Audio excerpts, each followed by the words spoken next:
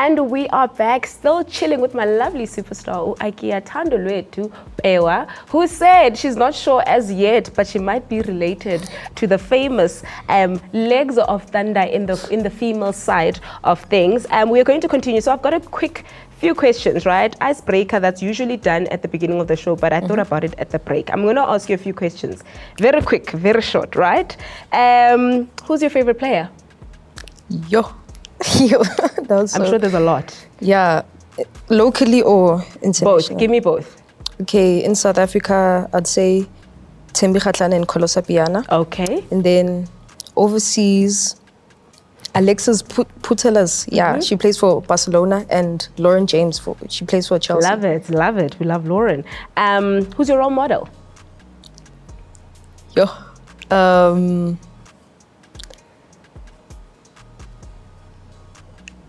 Gavi, who plays for Barcelona men's team. Love it, love it, love it. International, you're trying to tell us something about international. Is that where we're going? Your best football moment? When I went to Italy as a captain in 2023. Ooh, love it, cemented in the skies.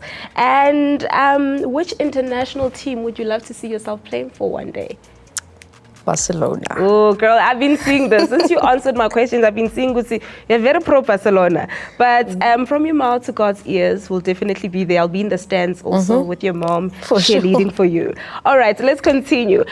We were still talking about school and all of that. So you just matriculated right now, and you are in the phase of transitioning from obviously high school to university and still keeping your footballing career. What career are you looking at tapping into or going into? I have this obsession over sports science. That's a course I want to take and go into and get a degree, obviously, and pursue careers from that degree. I love that. And I think, we need to get to a space where when people finish matric, taking something within the sporting pillars is very important, because we've seen a shortage of a lot of females that are playing this, because football is a very short-term career. So once you're done with your football, at least you've got something to fall on. You've got a degree and you can be a sports scientist, and then the bag is also secured. Very important. What are some of the challenges that you faced? And I know you're still going to face a lot, and they're still going to come even when you're in your 30s.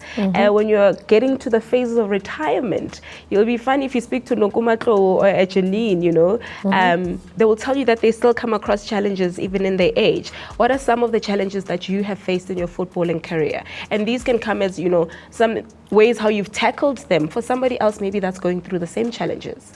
So firstly, not getting game time is obviously like the first challenge, but I always pray to God, because everything happens for a reason, and He has a plan for me. So just keep my mentality. And then another thing is like the lack of resources that we have in women's football, because like men's football always get like the most support than we do. So that's kind of a challenge, because we don't get that much support as we'd expect to get. I like that. And before I get into what the future holds or what the future looks like for you, I want to talk about what are some of the things that you feel could really benefit the women's football fraternity. You spoke about the training fields and all of that. You spoke about the working environment at Mamelodi Sundowns, which is something that motivates you and gets you excited to go and train. But is there anything that you've identified when you looked at the shortages of resources or support in the women's side that you also like to talk about? What are some of the changes you think we can make to bring support to women's football? The changes that I see happening in women's football is adding more value to like tournaments, so that young stars can be seen, and then they can be taken to bigger clubs, be exposed to a different environment and build their talent. And another thing is getting people to actually give women's football a chance. Like, for example, Banyana Banyana made us proud in the World Cup. Reaching the round of 16 is a remarkable trademark. So, yeah. And I feel like if people gave themselves that time, there would be a difference. Yeah, so definitely more tournaments, more sponsors as well, because the sponsors are definitely the ones that do bring the tournaments. Now, I wanted to tap into something that might be a little bit challenging, but when it comes to sponsorship, right? who does Thando see herself, associated with? Have you imagined certain brands sponsoring you? You think you're... But again, get ready with me, content with Thando, and you see that sponsors kitted you or whatever. Mm-hmm. Which are the sponsors that you have in the pipeline and you'd like to? You never know who's watching, I'd love to be sponsored by Puma because I just love their boots. Yeah. Like, they're just beautiful, especially the future. But anything would be appreciated. Adidas also is a great brand. And Let me put you on the spot. So in order to attract these kind of sponsors, there's certain things that you need to have mastered as a player, as an individual. And one of them is your social media presence and your social media engagement and. I always ask this question when I'm speaking to development players. What are some things that you think are important and things that you don't think are not important for social media? And if you've listened to me when I was talking at the Her Game Night Games, I'm sure you would remember. But just as advice, because there's another girl who's sitting out there who's 15, 16, 17, who also wants to be sponsored by Puma. But from the things that you've seen as you were growing, what are things that people should avoid on social media when you want to become a brand? And some things that you should start putting out there on social media? For example, you shouldn't be bullying people because things stay on social media. There's a cloud that stays there. Yeah. So if a brand like Puma notices you, they're gonna go through your profile and then they see those kind of things and then the deal is just off. So discipline on and off the pitch is very important and essential for big brand deals to notice you. Oh, I love that so much. You say discipline on and off the field. That's very important. I think I haven't used that term exactly like that, but I'm going to start using it now. You see, there's a lot I can learn from you. Let's talk about your future. What does the pipeline in the future look like for Thando? Where are we going now? What are some of our goals? Short-term goals, long-term goals? And I mean, we're going to have you again on the show in the next 2 years and you'll be like, guys, I'm just giving you 2 minutes. Barcelona's waiting for me, but let me just give you a bit of a chat. But what does the future look like for you? So the short-term goal is getting my first national call-up under 20. That's been my dream. I've never given up on that.